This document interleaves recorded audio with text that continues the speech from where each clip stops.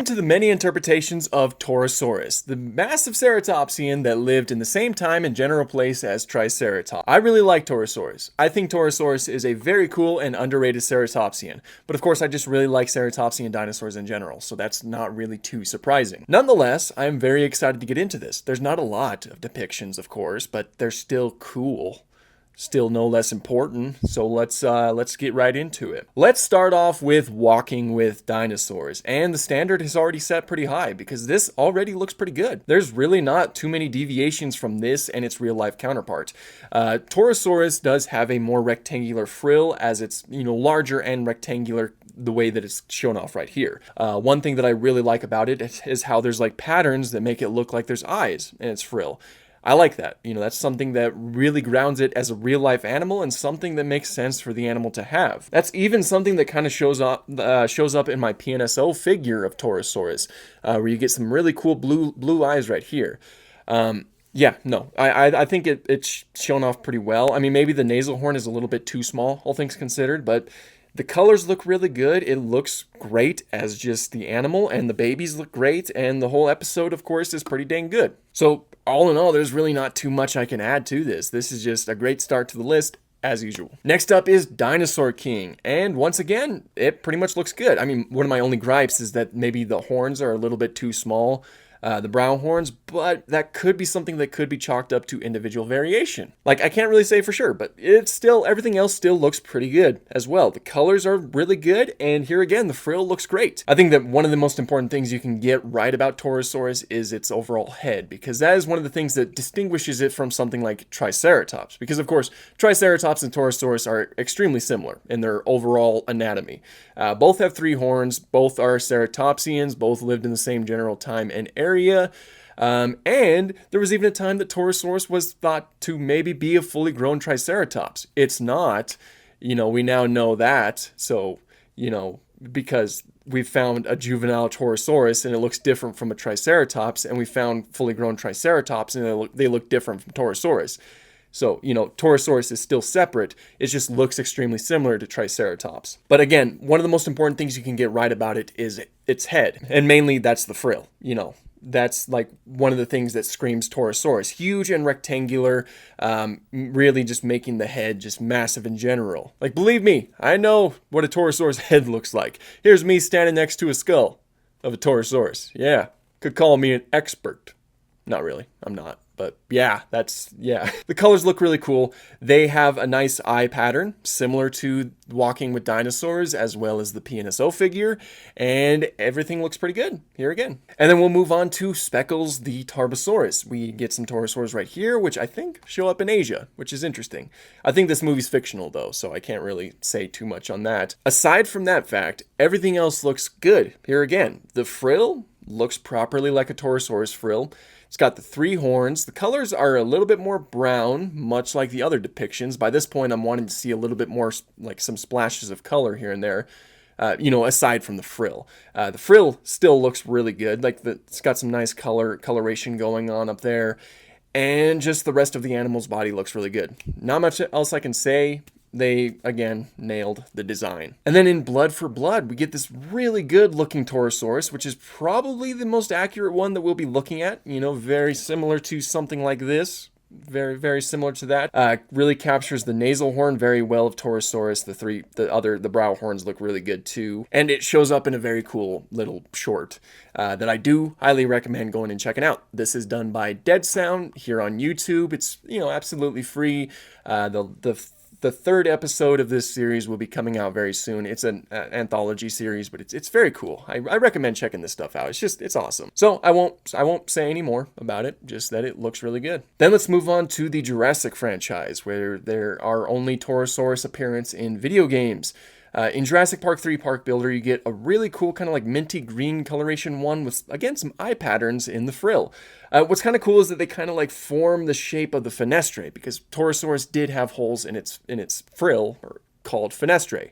That's something that Triceratops actually lacked. That's something that distinguishes the 2 animals anyway. One of the reasons why we can't really consider them the same genus. But I think it's interesting that a lot of these colors kind of like form coloration around that. I don't think there's really any indication that color would have formed around the fenestra like that, but it's a cool addition that I like. And the brow horns seem pretty small in general, and it just looks good. You know, there's not much else I can say. Then, of course, in Jurassic Park Operation Genesis, it looks quite like this. It's kind of boring, all things considered. It's not my favorite Torosaurus design, but it definitely does capture the spirit of the animal. You got a nice rectangular frill. The colors are a little bit more muted, but yeah, it looks pretty decent. I like the red around the outside of the frill. And then in Jurassic Park Explorer, we get this handsome fella right here, where the head looks good. The head looks properly like a Torosaurus head. But what is with that tail? Same thing as the Triceratops tail. Why is the base of the tail so thin? I don't understand it. I'm going to say the same thing I said about the Triceratops. It's like it lost its tail, but it had like the genetic makeup of, it's like, you know, the lizard from The Amazing Spider-Man, so it can like regrow stuff because it has like lizard DNA. So the tail's starting to grow back, but it's not completely finished growing back, so you just get like a really disproportionate tail. Same thing applies. Same thing applies right here. The head looks good though. I like the head. In Jurassic Park Builder, it also looks pretty good. Like, it's got stubby proportions, as per usual with this game, but it captures Torosaurus very well. As you level it up, it gets some really cool colors, you know, finally some striking, kind of brighter colors that we haven't been seeing. And yeah, this is a good one. I like it. The baby also looks really good. It has smaller horns and just stubbier proportions in general. That's how ceratopsian babies typically were, actually. The PNSO Torosaurus came with a baby, and yeah, this is kind of what they looked like, you know, very stubby. Showing off very well in Walking with Dinosaurs. You know, those guys were pretty good. But yeah, they're like, baby ceratopsians were kind of like aliens, essentially. That's it right there. That's growth. Ontogeny. You gotta love it. All right, now here is the handsome fella in Jurassic World Evolution 2. And it, for the most part, I think that it looks pretty good. It looks visually distinct from Triceratops, which I think is pretty important. Especially considering the fact that, you know, they weren't basing it off of something that's in a movie. So this is like, you know, this is designed for just being in this game. And for the most part, again, I think they captured it pretty well. The frill looks fantastic. The patterns in the frill look really good, especially with some of the colors that you can give them. And the whole shape of the animal looks great too. The head looks great. The horns are maybe a bit small, but maybe not too small. Yeah, again, actually, that's not too bad. And just the overall texture detail, I think, looks fantastic. I haven't really talked about the level of detail that went into this game, like in terms of like the skin and everything. But yeah, that just looks great. One thing that really bugs me, though, let me pause this real quick. One thing that really bugs me are these bumps on its back. They really look like osteoderms, and of course, osteoderms are not really something that we found with Torosaurus, or really any ceratopsian for that matter. Osteoderms, if you don't know, I usually have to elaborate every once in a while. They are bones that grow in the skin. Like Ankylosaurus is covered with them. Modern examples include like armadillos, their shell, you know, that's an osteoderm. Crocodiles and alligators, their scutes are osteoderms. You know, that's what this looks like. And I'm not really a big fan of just throwing osteoderms on every single dinosaur. And if those were absent, I think that this would look like perfect, basically. But, you know, they kind of take the design down a little bit for me. Other than that, though, that's mainly a nitpick. This looks really good. The feet are a little bit closer in terms, like, for what a ceratopsian foot looks like. They look a little bit less elephant-like.